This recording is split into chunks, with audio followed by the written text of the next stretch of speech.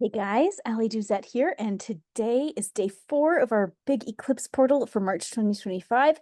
It's a big deal. Happy St. Patrick's Day, by the way, and the sun is conjunct the North Node today. We have the opportunity to receive some serious hints about our destiny, about our purpose here in life, and that is really exciting.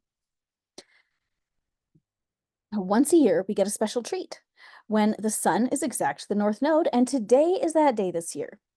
The sun represents your core sense of self, and the North Node indicates your destiny and your life mission, what you are here on this earth to understand and learn and accomplish.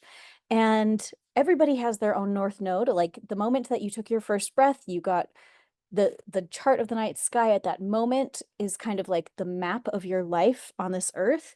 And wherever the North Node was on that moment is your personal North Node. And you can go and look that up at, I think, lightfilled.co has a free thing that you can do to look up your own star chart, and you can Google up what it means to have your North Node in Gemini, or to have your North Node in Virgo, or have your North Node in Aquarius. But everybody has their own North Node.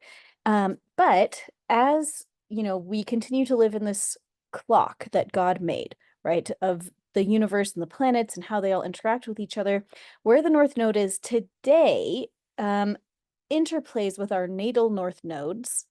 And right now, the North Node, let's see, it's here at 27 degrees of Pisces. You see this picture of the sun and the node at 27 degrees together.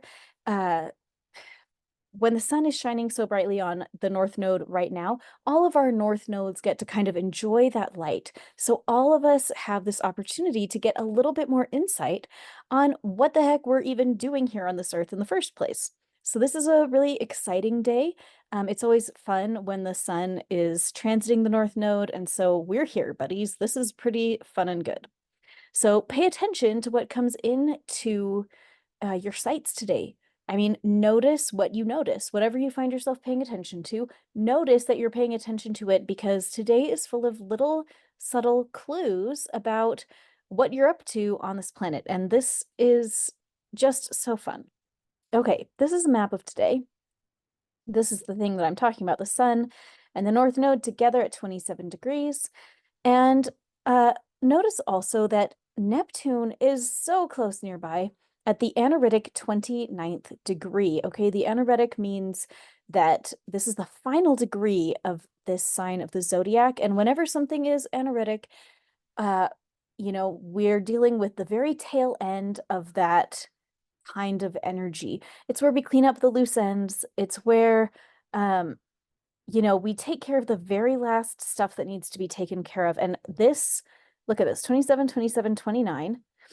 All of these degrees of each sign go from 0 to 29. So each one has 30 degrees, but they're counted from 0 to 29. 29 being the very last one. And then it's going to switch over to 0, 0 degrees of Aries. But right now, everyone in the whole world is cleaning up the tail end of the stuff that we've been learning about having Neptune in Pisces. Neptune rules Pisces, and both of them deal with delusion. They deal with spiritual connectivity that is legitimate and also illegitimate. It deals with your real connection with God and your totally delusional connection with the spiritual realm, and it governs both sides of the coin. It governs your interactions with angels and your interactions with, say, demons. It governs all of that kind of stuff. And when we're dealing with Neptune and Pisces on a normal day, we have to be really careful that, that we're connected with God and not with other sources. And we have to be careful that we're not being delusional. And so today, as we go into today, thinking about what we want to get out of life, what is my divine mission? What has God called me to do? What did I sign up to do on this earth during my earth life? As we think about those questions today, we just have to be really careful that we don't get delulu, okay? And the way to stay grounded is to stay a little bit skeptical and to stay close to God. So what does that even mean, to be skeptical and close to God? Let's talk about it. My secret to staying grounded while also being intuitive is to not take myself too seriously. I feel like I'm always receiving divine messages and instructions and insights about how things are working, but at the same time, I know that I can be wrong and that the chances are high that I am wrong, the chances are at least not zero that I am wrong. And so I have to realize, like, okay, I might have misunderstood this. We all sometimes experience what we think is divine revelation that may not actually be divine revelation. Okay. It is important to write down what we think God is telling us and then to use both our hearts and our brains to evaluate this information. We have to realize that we can be wrong. We can feel really strongly that we're right and still be wrong. It is just so important to use our minds and our hearts at the same time as we evaluate these things. For example, I probably know 4 different guys who say they have received divine revelation, that they are the Davidic servant. Well, if there's only one, like, what are the odds that I would personally know 4 of the one? Like, that seems a little, perhaps inaccurate to me.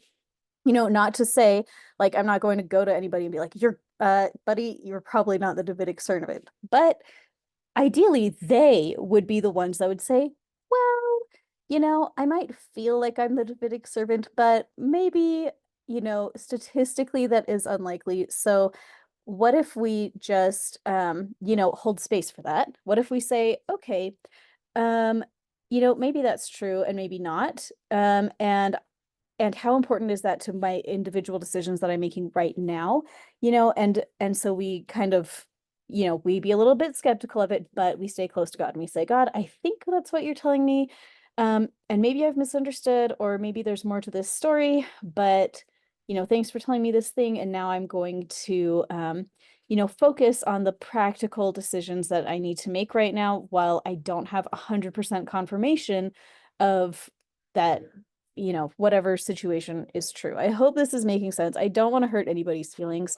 Um, you know, I just think that it is really important that when we feel like God has given us a message, that we do take it seriously, but that we also use our brains and say, well, you know, you know, could there be more to the story? Is it possible that I have misunderstood? Is it possible that um that there's more going on here?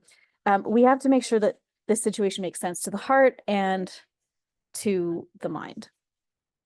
So I personally vote for reasoned faith plus neutrality. And what does that mean? It means believing our personal revelation, but also with that hefty grain of salt, realizing that we can be wrong, realizing that in some certain instances we are almost certainly not 100% correct. It really means just not being too invested in the answers that we get. It means being logical about the answers that we get, and holding space for both. Okay, can we hold space for something being true and also being not exactly what we think it is at the same time? Um, Man, some years ago, I had this Akashic Records guy. He like read my Akashic Records, or said he did, and he was telling me all of this stuff about myself and um stuff. And it was like, flattering stuff. And I was just like, you know, if I let myself like believe all this, without a grain of salt, that would be unhealthy, Like, I feel like that's what we have to do. We have to look at the stuff that we are thinking of and saying, like, okay, if I believe all of this stuff, you know, is this healthy for me or is this not healthy? And we work with God to figure out the appropriate response and perspective to have to what we think that we've received. So today I wanted to invite you to spend some time with God about your purpose. You have extra support today to receive new insights on what you should be up to right now. Remember that the purpose of a human is to be alive. You don't have to do some grand majestic thing as your divine mission. What if your purpose is, quote unquote, merely to experience the sun on your face and the wind in your hair and what it feels like to feel hungry and to feel full, and what it feels like to feel rejected and to feel accepted? What if your purpose is to experience the wide range of human experiences and, quote unquote, merely learn wisdom? What if your purpose is to process the wounds of your ancestors and to process your own wounds? What if you don't have to do any specific thing? What if your divine mission is to be yourself? Those are just some questions to get you thinking. Tomorrow, we are recording a divine mission session, which you can check out at allyduzetclasses.com. We will be working together to clear out our blocks and confusions around what our own personal divine missions are. You can read more about it at the page about that session, but I'm really excited about this. I've wanted to do something like this for a long time, and this is the perfect day with the sun so close to the North Node, so I can't even wait. Thank you guys for being here, and I'll see you tomorrow.